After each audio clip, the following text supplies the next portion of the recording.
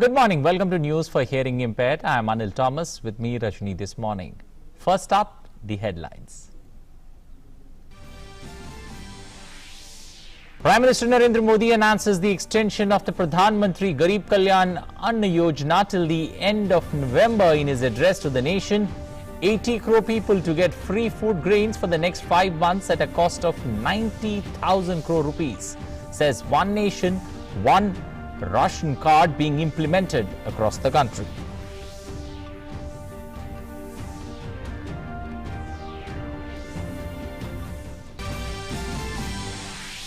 On the 5th year completion of Digital India program, Union Minister for Electronics, IT and Communication Ravi Shankar Prasad to hold a meeting via video conference today. Union Minister Sanjay Dhotre, Ramesh Pokhriyal Nishank are also likely to be present in the meeting.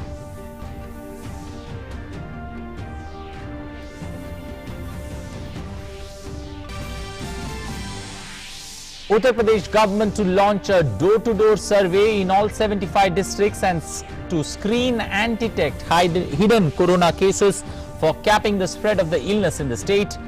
Madhya Pradesh government to launch Kill Corona campaign to control the spread of the disease.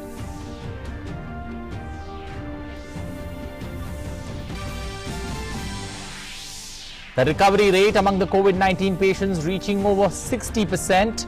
While the total active cases in the country record over 2.15 lakh with 3,34,821 discharged so far.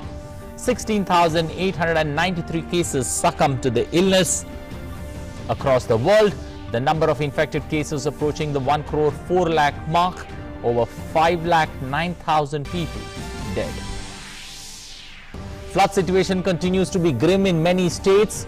23 of the 33 districts of Assam, affecting over 14.93 lakh people. Death toll rises to 27. 4 rivers in Bihar flowing above the danger mark. Alert in 8 districts. Met Department predicts more rainfall in the days ahead.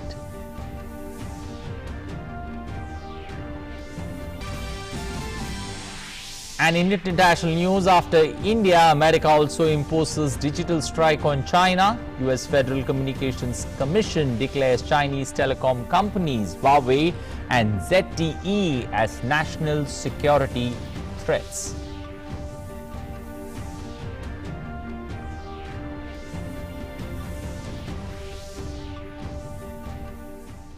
And now for the stories in detail. Prime Minister Narendra Modi yesterday addressed the nation once again, a day after the Unlock 2 guidelines were released by the Union Home Ministry. While the PM urged the people to keep taking all precautions as economic activity picks up, he also announced the extension of the PM Garib Kalyan Anna Yojana for another 5 months. The scheme, which was implemented during the lockdown, provides 80 crore poor with 5 kilograms of rice or wheat each month and 1 kilogram of chana per family per month. The Prime Minister also said that One Nation, One Ration card is being rolled out across the country to make it hassle-free for the poor and the migrants. All states should take the effort forward. The PM added that going forward, the country's strategy is to increase economic activity while exercising caution so that the poor and downtrodden can be empowered.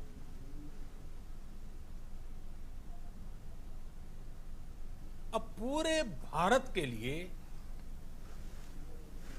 हमने एक सपना देखा है। कई राज्यों ने तो बहुत अच्छा काम भी किया है। बाकी राज्यों पर भी हम आग्रह कर रहे हैं कि इसको काम को आगे बढ़ाएं। और काम क्या है? अब पूरे भारत के लिए एक राशन कार्ड की व्यवस्था भी हो रही है, यानी एक राष्ट्र एक ration card, one nation one ration card. इसका सबसे बड़ा लाभ उन गरीब साथियों को मिलेगा जो रोजगार या दूसरी आवश्यकताओं के लिए अपना गांव छोड़ करके कहीं और जाते हैं, किसी और राज्य में जाते हैं। Union Home Minister Amit Shah has said that Pradhan Mantri Garib Kalyan Anna Yojana, expanded by the Prime Minister, reflects his sensitivity and commitment towards the welfare of the poor. He also thanked Prime Minister Narendra Modi for the successful implementation of the scheme, which is ensuring that no one sleeps hungry in the country.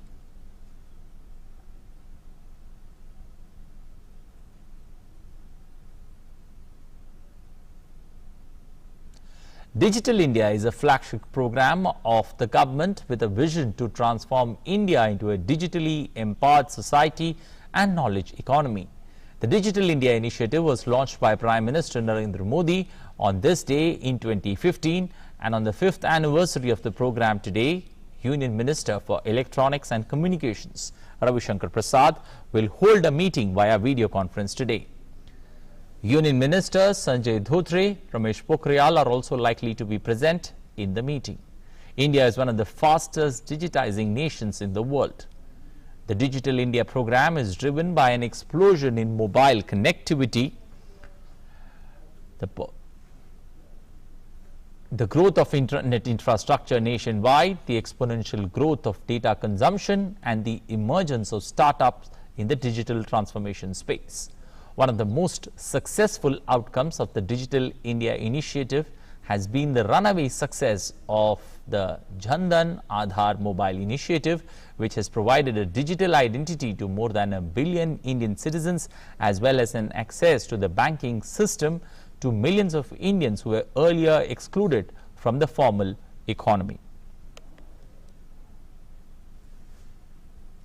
Uttar Pradesh government will launch a door-to-door screening of people across all 75 districts today to screen and detect hidden cases for capping the coronavirus spread. The health teams will visit every household under a special surveillance plan. Health teams will be mapping vulnerable persons, including pregnant women, patients with comorbid conditions like cancer, renal disease or diabetes, the elderly and children below 10 years of age. The drive will begin today from Meerut division, since there is an urgency to curb the corona spread in the district.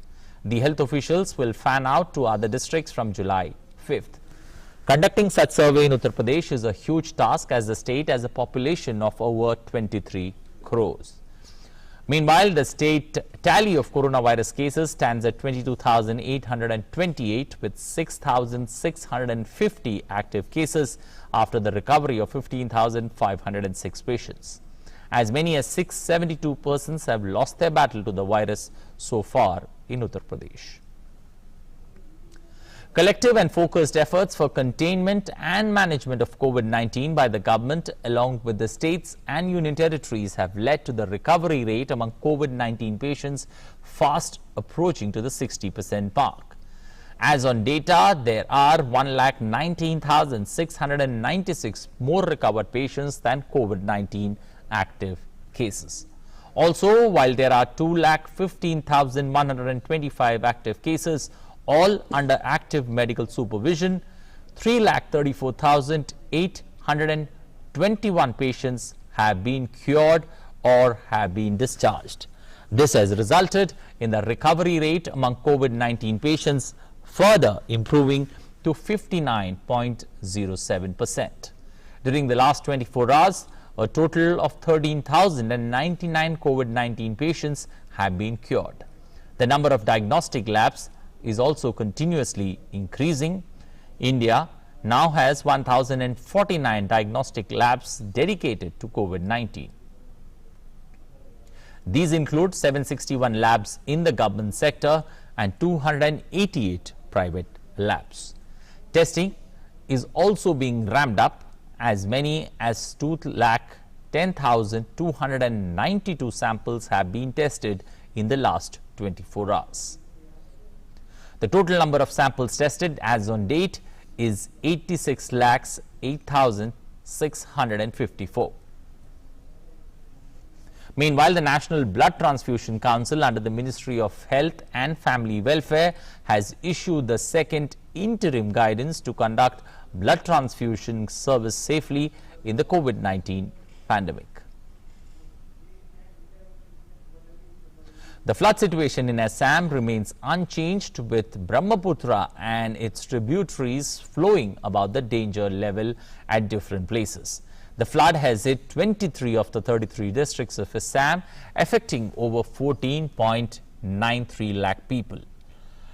Barpeta has been the worst affected district, with 4,86,000 reeling under flood water, followed by South Salmara district with over 1,95,000 people being hit by floods. Over 75,000 hectares of crop areas are affected till now. With 3 people losing their lives in the last 24 hours, the death toll this season has reached 27. The Assam State Disaster Management Authority has said that a total of 265 relief camps and distribution centers are functional, housing 25,461 inmates. The current wave of flood has hit the Kaziranga National Park hard, with many areas of the park under water. In order to escape the flood at Kaziranga, animals are trying to reach the nearby highland areas. Besides Kaziranga National Park, Pabitra Wildlife Sanctuary and the Rajiv Gandhi Orang National Park have also been affected. Rescue and relief operations are going on in a big way. 3,245 marooned persons have been evacuated and moved to safer places by the SDRF and NDRF personnel.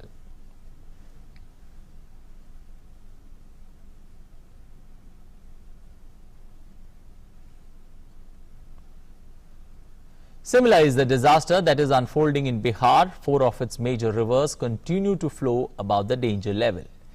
The IMD has issued high alert warning in 8 of its districts due to the water gushing down from the upper regions of Nepal.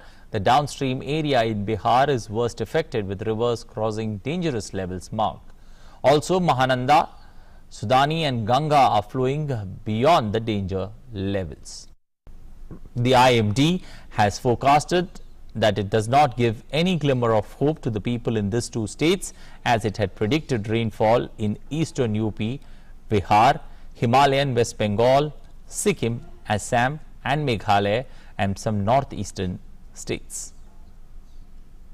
एक circulation east UP के पास बना हुआ है और एक trough भी जा रही है बिहार से लेकर उड़ीसा तक, तो उसके चलते जो है आपको जो ज़्यादा वर्षा मिलने वाली है वो मिलने वाली है आपके पूर्वी यूपी, बिहार, पश्चिम बंगाल का हिमालय क्षेत्र, सिक्किम, असम और मेघालय, और यहाँ भारी वर्षा भी हो सकती है, तो यहाँ लोगों को थोड़ा सा काफ़ी केयरफुल रहना पड़ेगा.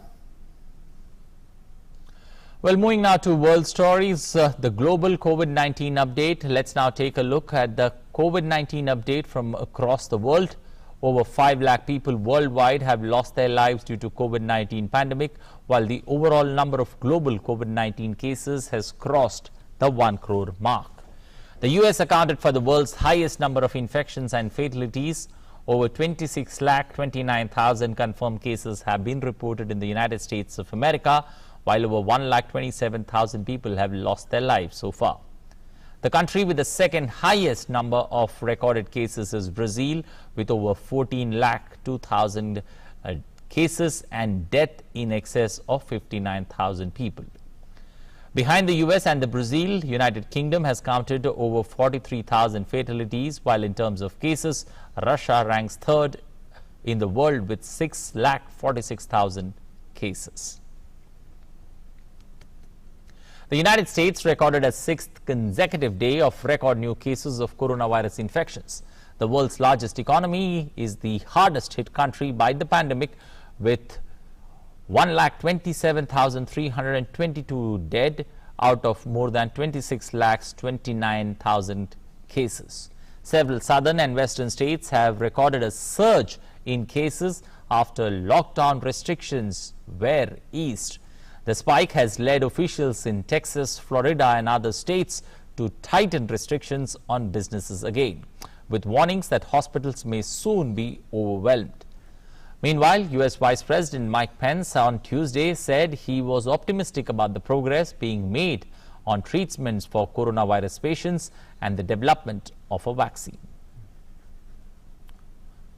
US Vice President Mike Pence hails the progress on the coronavirus treatments and is optimistic of things looking up.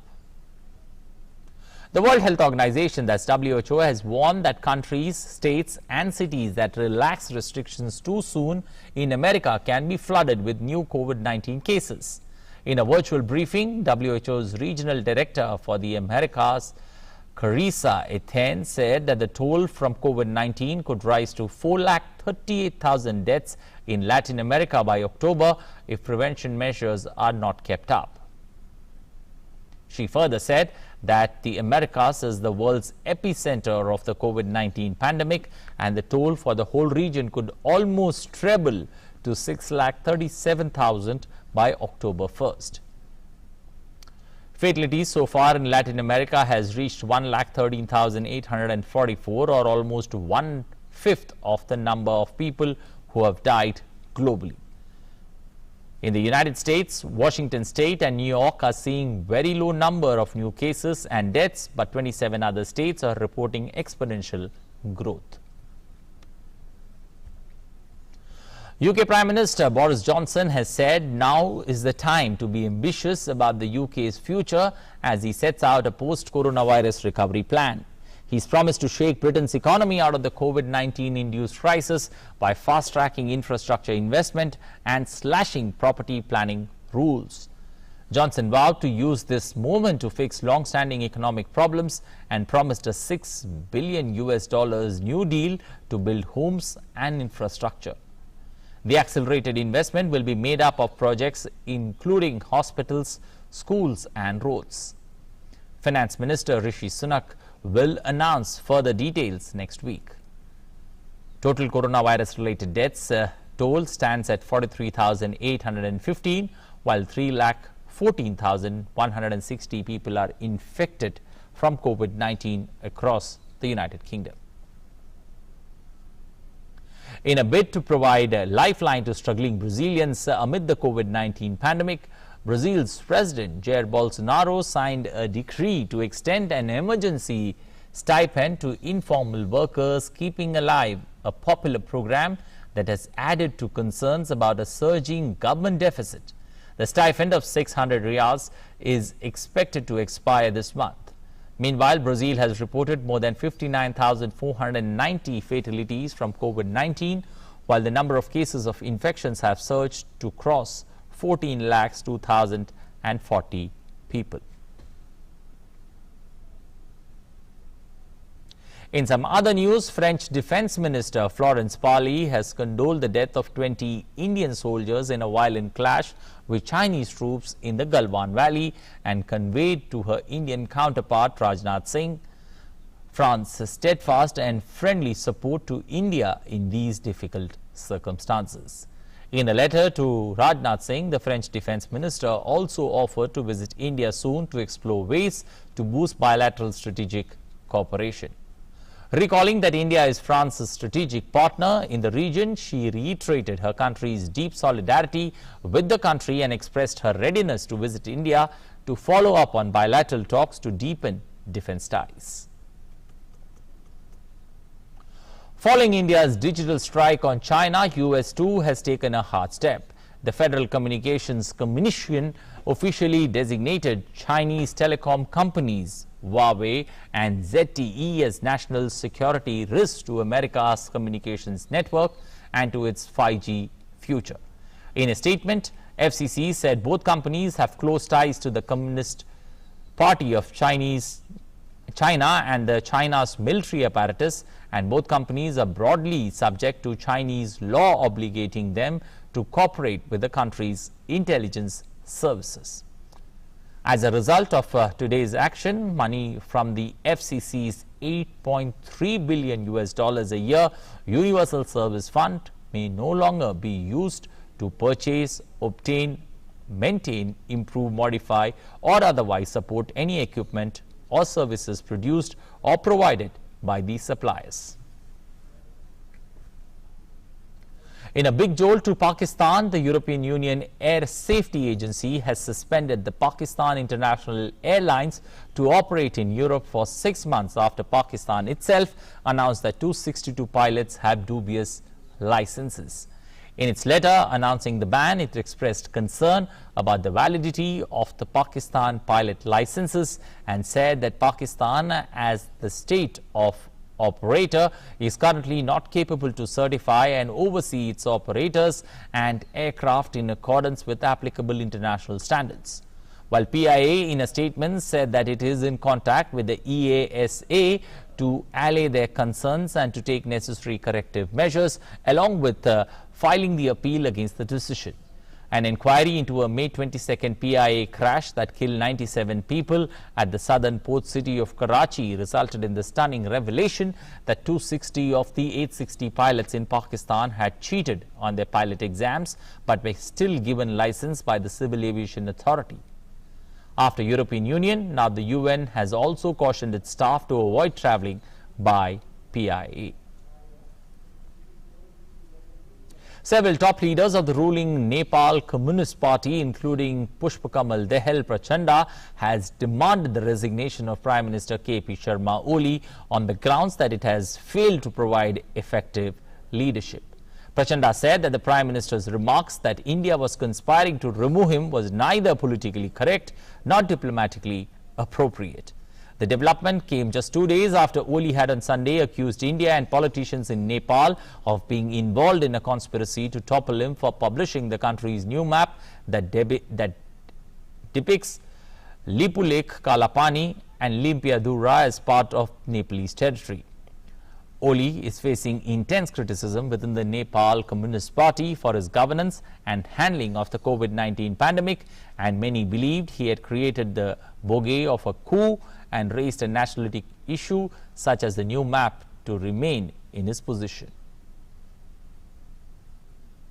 At least 19 people were killed and over 6 injured in a gas explosion at a medical clinic in north of Iran's capital, Tehran. Leak from medical gas tanks in the building caused the explosion. 10 women and 3 men are among the deceased. The clinic, which primarily conducts light surgeries and medical imaging, had 25 employees inside the premise at that time. Emergency services have been deployed to respond to the incident. Firefighters evacuated people from nearby buildings.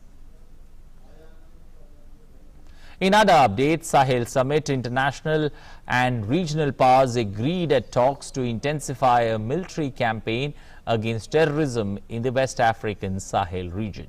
French President Emmanuel Macron said that his country would step up its fight against terrorism in Africa's Sahel region.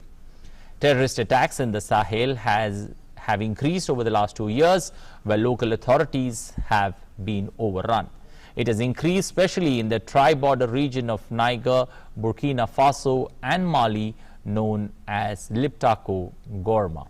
Since 2013, thousands of French soldiers have been helping countries counter insurgencies in all these areas. Meanwhile, Spanish Prime Minister Pedro Sanchez also attended the summit, while other EU leaders joined by video conference. Lieutenant Colonel Bharat Panu, a serving Indian Army officer, created history by successfully securing a podium place at the first edition of the virtual race across America 2020. He became the first Indian ever to win a podium place at an international ultra cycling race. He is an Army officer posted with the Army's aviation test team. The race across America is a 5,000-kilometer transcontinental race from the west coast to east coast of the United States of America with a cutoff time of 12 days. This year, the organizers had to cancel the event due to the ongoing pandemic and came up with a virtual format for the race. Lieutenant Colonel Panu finished third on the leaderboard with a total distance of 4,086 kilometers in 12 days and a total cumulative evaluation gain of 71,000 meters. Well, that's all we have time for, but remember to stay safe. Thank you for watching.